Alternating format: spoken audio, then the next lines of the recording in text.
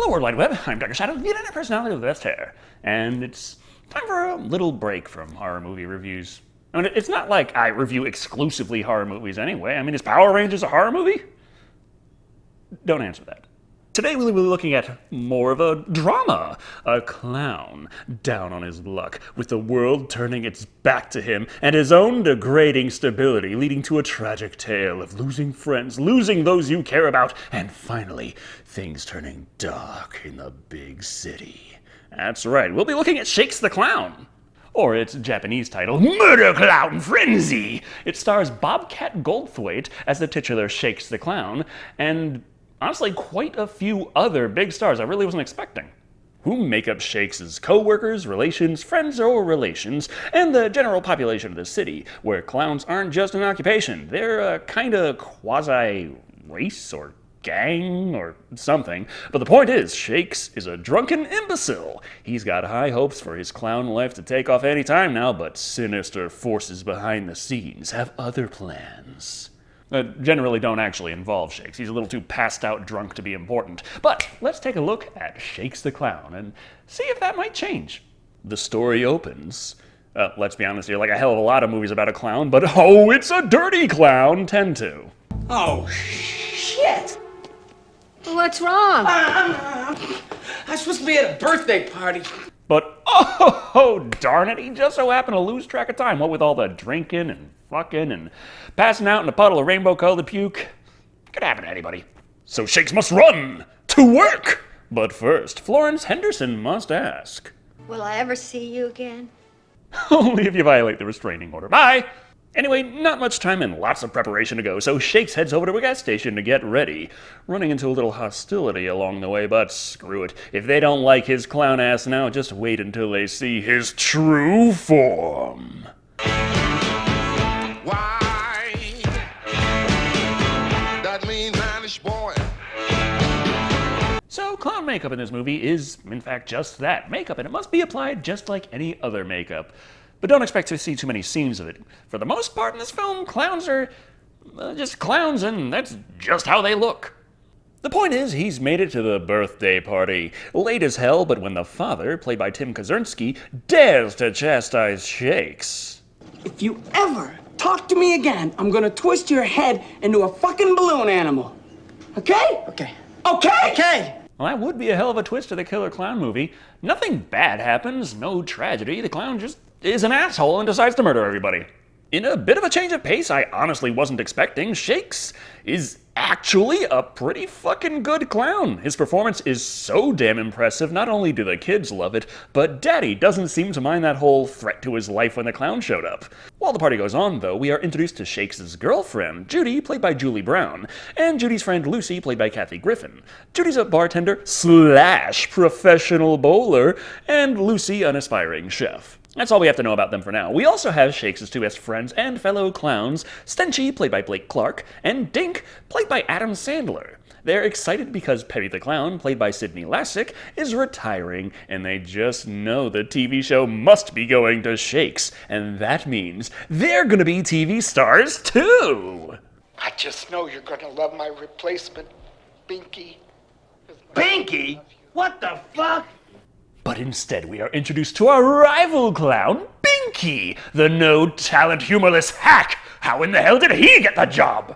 I suppose there's the fact that he is played by Tom Kenny, you know, fucking SpongeBob SquarePants himself. He's also got a pair of dim-witted underlings, Ho-Ho, the green one, played by Paul Kowalski, and Boots, the orange one, played by Dan Spencer, just in case him being the cartoonish bad guy wasn't obvious enough.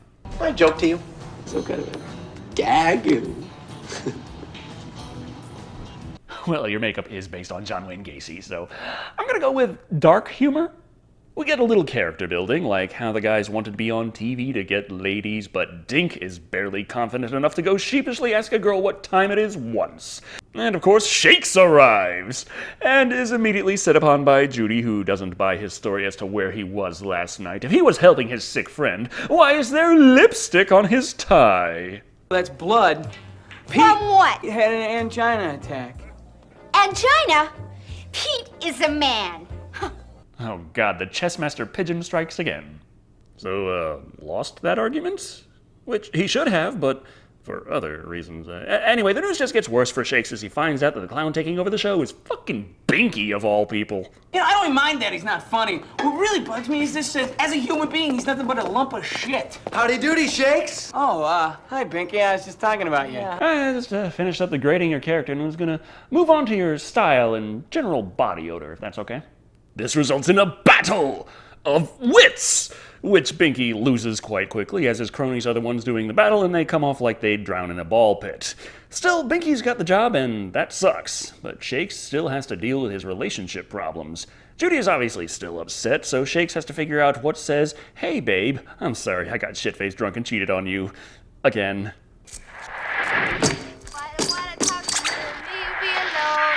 La la la la la la la la la la. Hold up. Yes, he is a clown, and clowns do silly things, but we also established that is just makeup. Well, fucking grease paint gives you superpowers. But it seems Stolen Flowers just can't make up for infidelity, inebriation, and indifference about her passion for bowling. Thus, it's back to the bar to drink with his friends.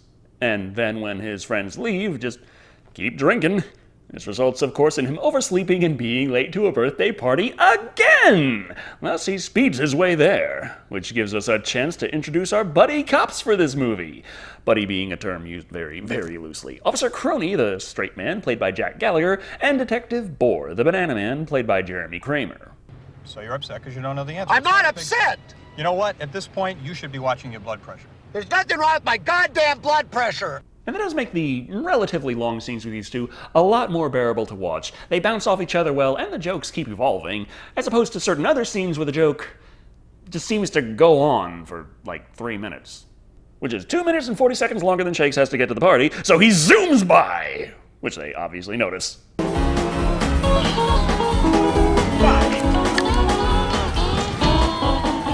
Say, hell man, I heard of the hair of the dog. Where'd you going for the whole goddamn poodle? Of course, Shakes just guns it, running a stop and causing an accident. But darn it, there just so happened to be a family of ducks crossing the street, which proves to be Shakes' undoing. That means he misses the party and has to be picked up from the station by his boss. Mr. Cheese. Owen Cheese.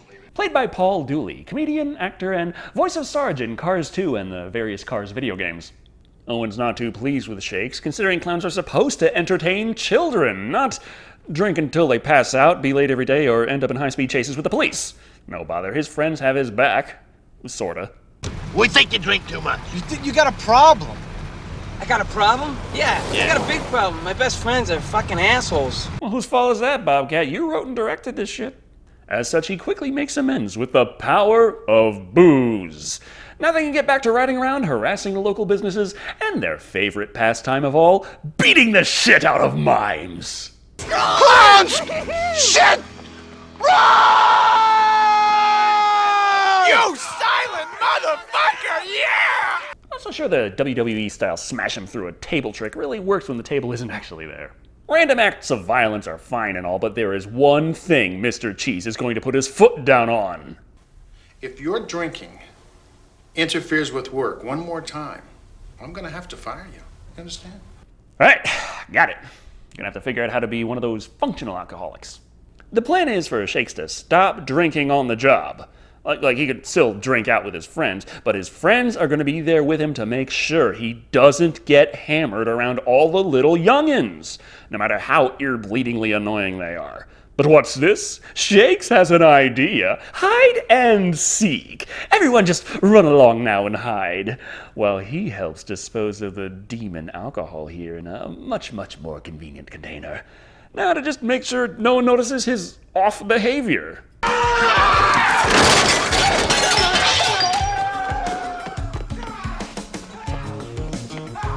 What the fuck happened? Was that actually the family's secret stash of peyote? Wouldn't you know it? Going absolutely fucking apeshit on the kids and destroying everything he can get his hands on results in a complaint about his drinking problem. Thus, Mr. Cheese waits where he knows Shakes will be next. The bar. Hi, boss. How you doing? You're fired. I'm fired? I'll kill you, you motherfucker! Don't worry, I'll only kill you once. The other two can live. Seeing Shakes lose everything naturally fills our evil clown Binky with delicious schadenfreude. But he's got other business this evening. He sent his goons to the back to wait on some rodeo clowns. Of course, Shakes is back there as well, but he's a bit too unconscious to be a problem. Hey, let's put his hand in hot water. Wait a minute, what's that do? After watching Ranma 1/2, I don't even know anymore. Soon enough, the rodeo clowns arrive. Ty, played by Bruce Baum, and Randy, played by Greg Travis. They refuse to talk to these two clowns, though. They demand Binky, who is currently talking about how to remain true to yourself in the face of stardom. And you know why I'm not gonna change? Why? 'Cause I'm an asshole! Asshole! What do you know? Same strategy employed by YouTubers.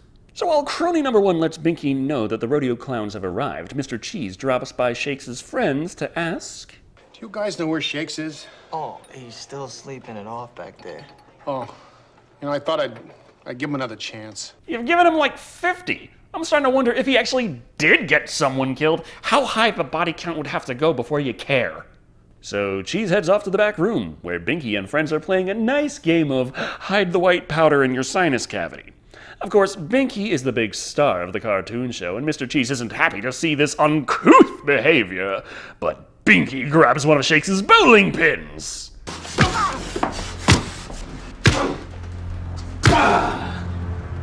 And the body count has started. Before the rodeo clowns can yeehaw the fuck out of there, Binky corrals the group. You see, witnessing the murder of a beloved clown rental company CEO by the hands of a famous TV clown, well, that could be bad for all of them, unless they all struck a nice little deal here. Therefore, they scoop up the dead guy and the drunk guy and prepare to frame Shakes for the crime. You don't talk to me anymore. You're insensitive to my needs.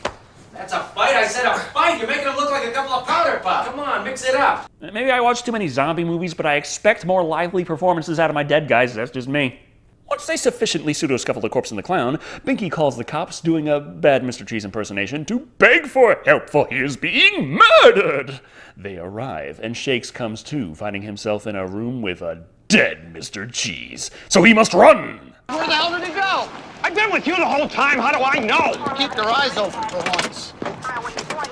Sweet, at least clown superpowers look like they'd be very helpful for a lot of things, but they only ever seem to come up, well, when it'd be funny. Well, Shakes did manage to escape from the police. It turns out the rodeo clowns have been paid off by Binky to murder him, as they intend to follow his getaway vehicle and run him off the road.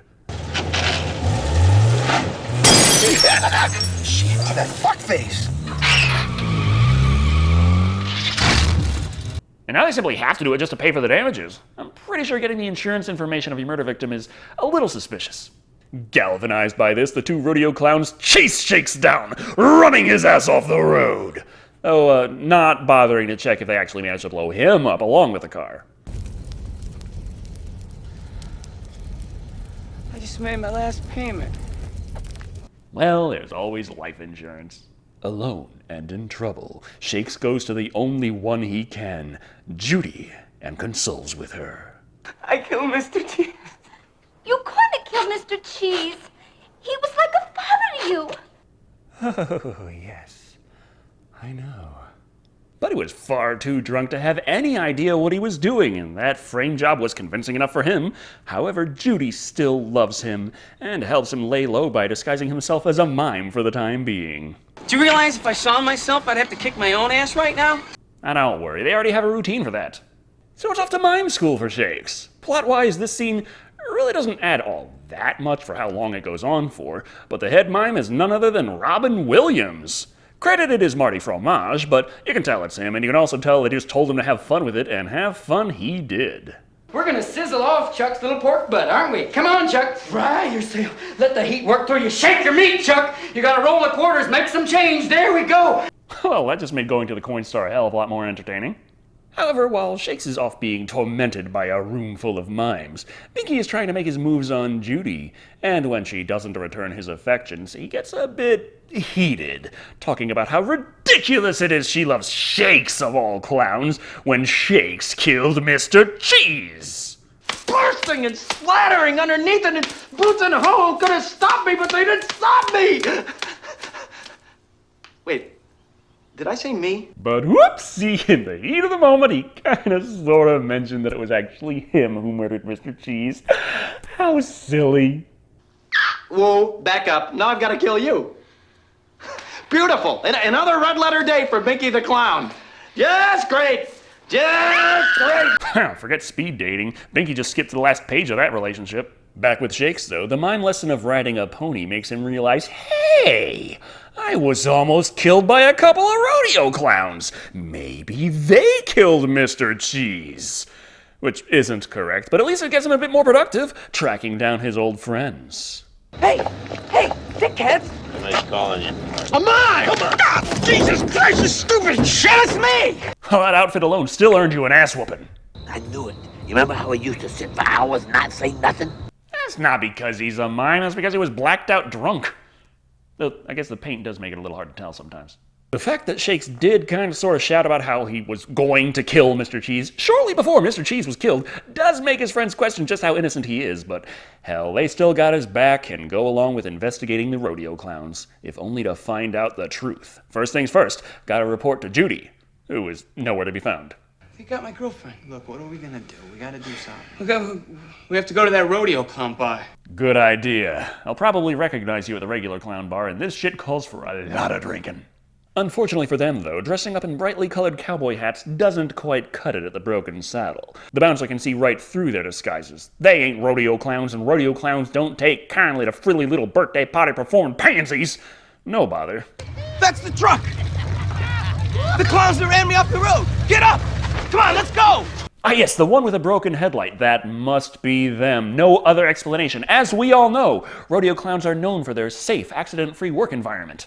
But what's this? Judy is still alive! Mainly because, like all things, Binky is pretty crap at murder too.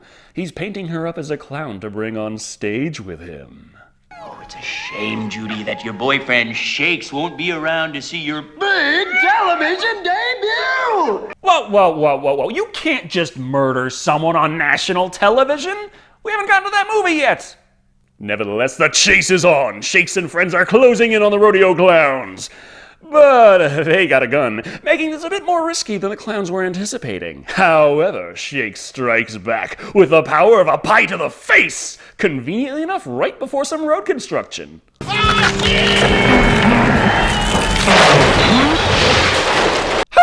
I ain't seen this much dookie since Johnson held that 3-day chili festival. Now the rodeo clowns are in deep shit, and Shakes demands to know where they're hiding Judy.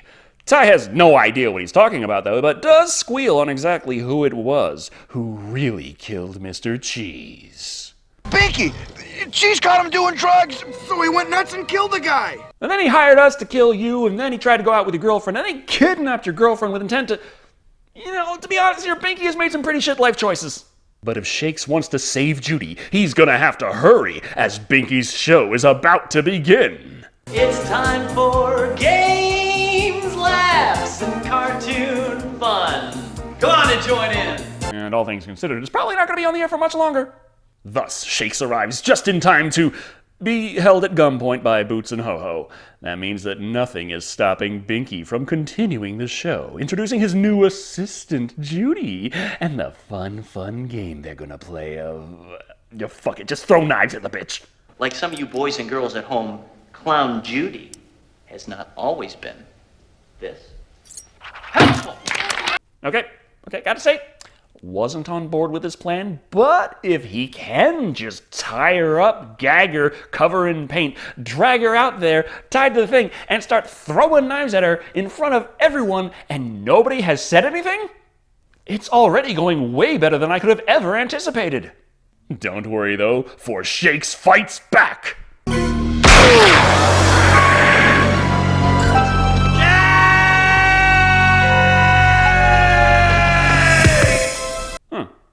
Okay.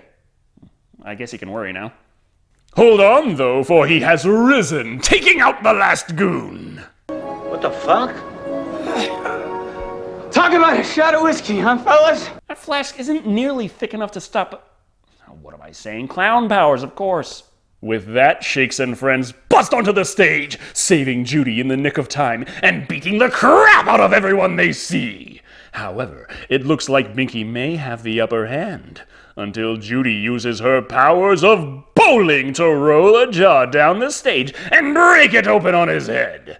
With that, the day is saved. Shakes and Judy are together at last, and Binky is off to the pokey. I don't regret a goddamn thing, Shakes! We're going to rubber room, guys. This is just the way I planned it. Oh, excellent plan. Well, yeah, if you did manage to successfully murder Judy live on TV, live in front of a studio audience of children, yeah, I can't imagine it going any other way. Therefore, happy ending! Binky has been arrested, and Shakes winds up in Alcoholics Anonymous. Well, not only that, but Lucy got a cooking show, and Shakes gets the job he always wanted as the new clown host of the cartoon show. Not to take all the glory, though, he's sure to invite both his longtime friends and a friend he made along the way. It's a mime! Get it!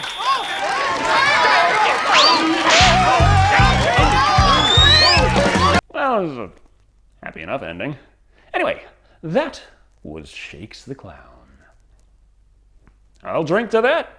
I didn't know entirely what to expect from this movie. I never really watched much of Bobcat Goldthwait's work, but honestly, the whole package is pretty good. It's not so much a dark comedy or an adult comedy as a comedy with dark and adult undertones. That's actually not something you see much in this kind of movie. I'm used to the simple comedy being utilized less in favor of things that contrast with the idea of clowns a lot more. But Shakes the Clown leans into that just as well as it delivers on drunken debauchery.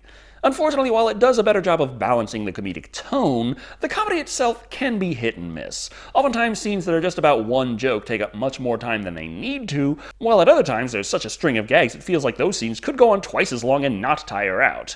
Crony and Boar stands out as characters who play off each other well and are always entertaining, but aren't in the movie for all that long. The various times Binky monologues about how evil he is could have been cut down to about a third of the time it takes up. Well, the early bits, anyway. His evil villain rant during the climax was plenty entertaining. Overall, Shakes the Clown is a strong enough feature for fans of comedy contrasting clowns and crudeness, and while it doesn't really do much to wow you and change your life forever, none of his low points are bad enough to detract too much from the adequate entertainment it provides. Coming in at 3 boss's brains bashed in with a bowling pin out of 5. Maybe I shouldn't say that so enthusiastically. Might find myself on a list again. Anyway, thank you all for watching. I've been Dr. Shado. And remember, don't store your peyote in liquor bottles around alcoholic clowns. It never ends well. He's like a shadow. He's like a shadow. He's like a shadow. The internet personality with the best hair. He's like a shadow. He's like a shadow. He's like a shadow. The internet personality with the best hair.